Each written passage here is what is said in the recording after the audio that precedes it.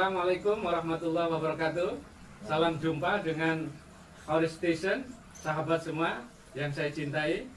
Nah, kita masih ngobrol lagi nih dengan intelektual muda Nahdlatul Ulama Kabupaten Mojokerto.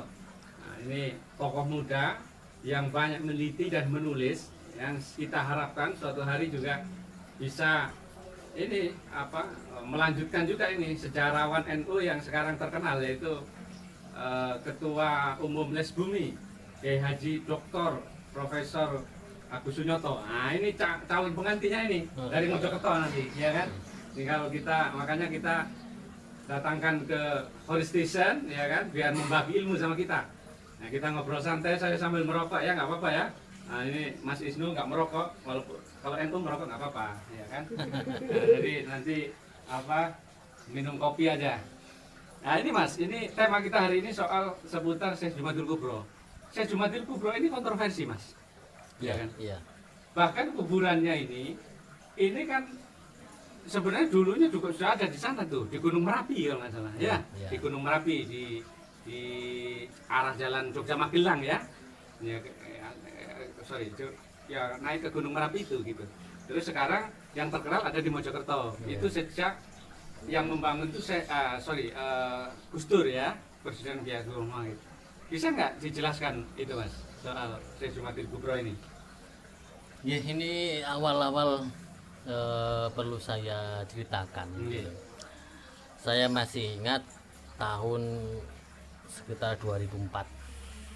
Waktu itu saya diminta bersama dengan Pak Afandi Abdul Hadi dan Pak Wahib Wahab, Dr. Wahib Wahab, beliau dosen saya di UIN Sunan Ampel. Waktu itu kita bahas 3 orang, kepingin meneliti tentang sejarah Syekh Jumadil Kubro. Nah, terus kemudian kita sepakat untuk meneliti. Tapi kemudian waktu itu saya tanya, kita ini meneliti secara ilmiah, semi ilmiah atau tidak ilmiah? Nah, benar, ini semua saya tanyakan, tapi kemudian nggak ngomong duluan. Oke, bagus itu. Nah, terus kemudian waktu itu jawabannya, ya wis pokoknya jalan aja dulu. Nah, terus kemudian saya disuruh oleh guru saya waktu itu untuk nemui Pak Agus Sunyoto di Malang. Nah, di situ kemudian saya diskusi banyak dengan Pak Agus Sunyoto, terus saya diberi referensi sekitar 23 referensi buku, yang itu semuanya ada di Leiden University Belanda. Gitu ya. Bahasanya pun bahasa Kawi sama bahasa Belanda. Nah, saya sudah diberi nomornya, kalau pengen terjemahkan ke bahasa Kawinya itu ini orangnya ini, kalau pengen bahasa Belanda itu orangnya ini. Akhirnya saya juga wah ini kalau di Leiden University harus ke Belanda itu bagaimana, enggak punya uang gitu ya. Akhirnya ada rujukan, ternyata di Leiden University itu ada KTLV. KTLV yang ada di Jakarta itu kan ada gitu. Nah, saya kemudian telepon ke sana, ternyata saya minta buku-bukunya ini, referensinya ini minta difotokopikan. Waktu itu pada tahun 2004 itu mintanya itu kalau seluruhnya difotokopi habisnya 2.500.000. Zaman itu menurut saya sudah sangat banyak. Tahun berapa Mas? 2004. 2004. Oke. Saya waktu itu masih miskin-miskinnya gitu. Jadi enggak bisa foto ya kan, berjuang ini. Ya. Nah, ternyata waktu itu saya enggak diberi uang. Waktu itu enggak diberi uang. Terus akhirnya saya menunggu sampai memang betul-betul siap untuk meneliti itu. Nah, ketika Pak Afandi Abdul Hadi itu pada akhirnya menjadi Dinas Pariwisata, Kepala Dinas Pariwisata, dan Dinas Pariwisata mana? Kabupaten Mojokerto. Kabupaten Mojokerto. Dan akhirnya beliau itu mengusahakan agar menjadi buku itu. Ada dana untuk proyek penulisan buku ini. Tapi waktu itu kecewa saya itu ternyata ideal yang awal itu tadi untuk meneliti betul serius tentang Syekh Jumadil Kubro itu enggak, karena memang akhirnya jadi kayak antologi ya. Menurut ini. Nah, akhirnya ya jadi seperti itu. Sebenarnya kalau pengen betul-betul meneliti, itu tadi referensi-referensi yang dilakukan itu serius gitu. Nah, kalau saya dari hasil pembacaan saya waktu itu, Syekh Jumadil Kubro itu adalah orang yang mubalik yang mobilitasnya tinggi. Jadi beliau itu 9 orang yang dinamakan Dewan 9. Jadi kalau kita berdasarkan sama buku-buku yang ada, bahwa Wali Songo sebelum Wali Songo itu sudah ada Wali Songo sebelumnya. Wali Songo yang kita kenal itu adalah generasi kedua. Generasi pertamanya itu ya Syekh Jumatul Kubro itu. Syekh Jumatul Kubro, kemudian ada Syekh Subakir, dan wali-wali sebelumnya itu ada, jumlahnya juga memang 9. Itu semacam lembaga keulamaan ya, Ya. kalian begitu ya, apa ulama-ulama yang sepuh, yang sepuh secara ilmu atau sepuh Ya. secara apapun begitu, ya kan? Ya. Nah, yang istilahnya yang mempengaruhi umat lah ya. Ya. Gitu. Ya mereka orang yang dipilih gitu. Orang-orang yang terpilih karena memiliki kapasitas yang berbeda-beda. Saya Subakir itu orang yang ahli tumbal, ahli ruqyah kalau zaman sekarang bahasanya ya.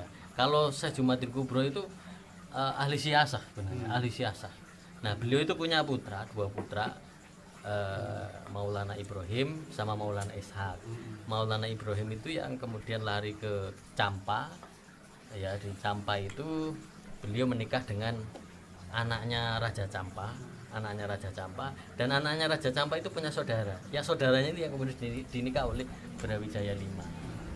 Nah, Yang Putri Campa itu. ya yang Putri Campa itu. Dan Putri Campa ini yang merekom Syekh Jumatul Kubro ini, kalau nggak salah ke situ, enggak? Ya ada ya ada ya beberapa seperti itu ya, ada versi, beberapa beberapa yang versi, seperti ya. itu ya.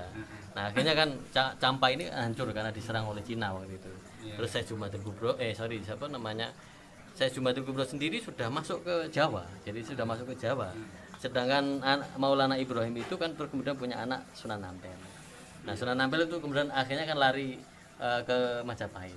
Nah, Syekh Jumatul Kubro sendiri itu dari Pasai.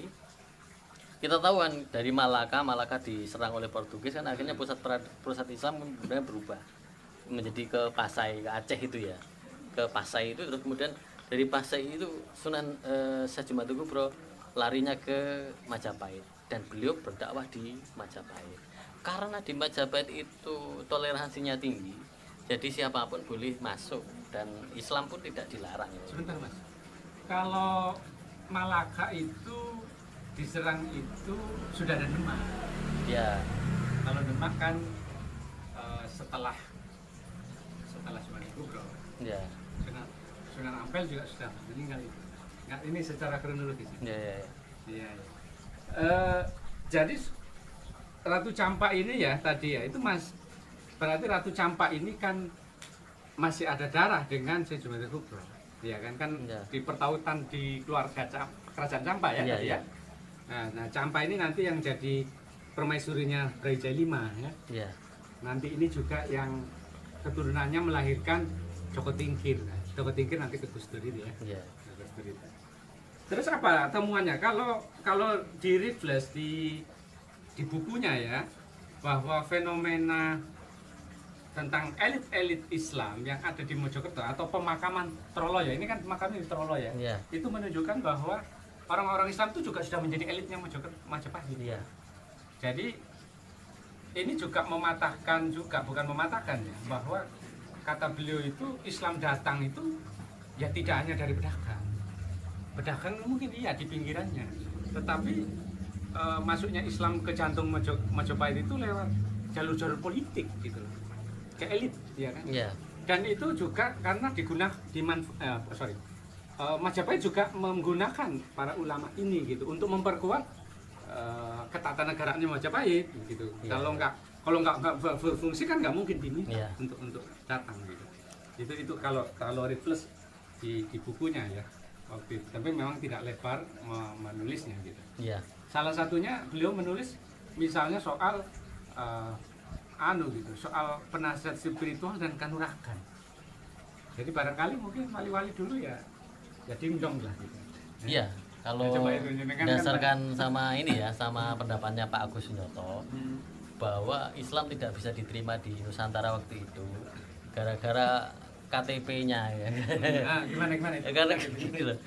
Jadi apa namanya, stratifikasi sosialnya masyarakat kita itu kan Brahma itu kan ya. Kalau pedagang itu urutan terakhir, urutan paling rendah.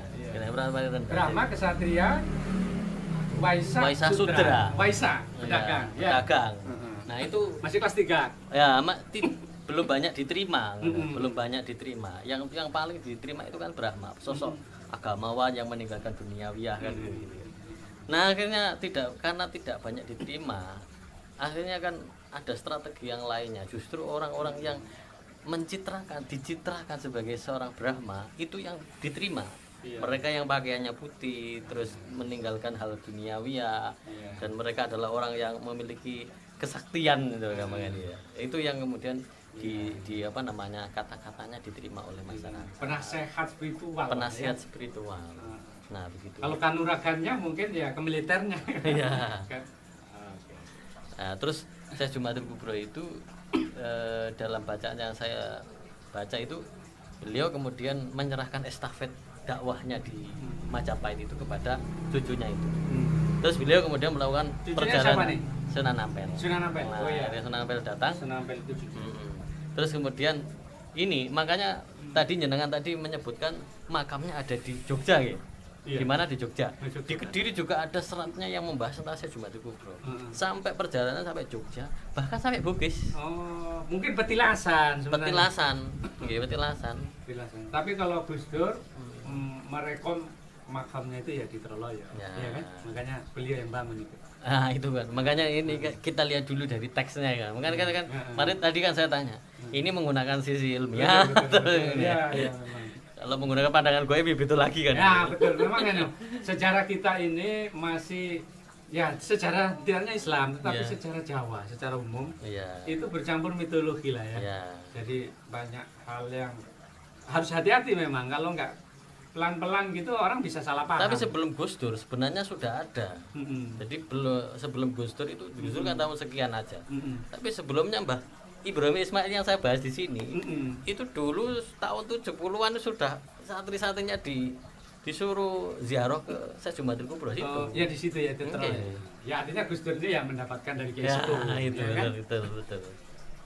Ke Sunan Ampel ini cucunya Syekh Jumatul Kubro ya.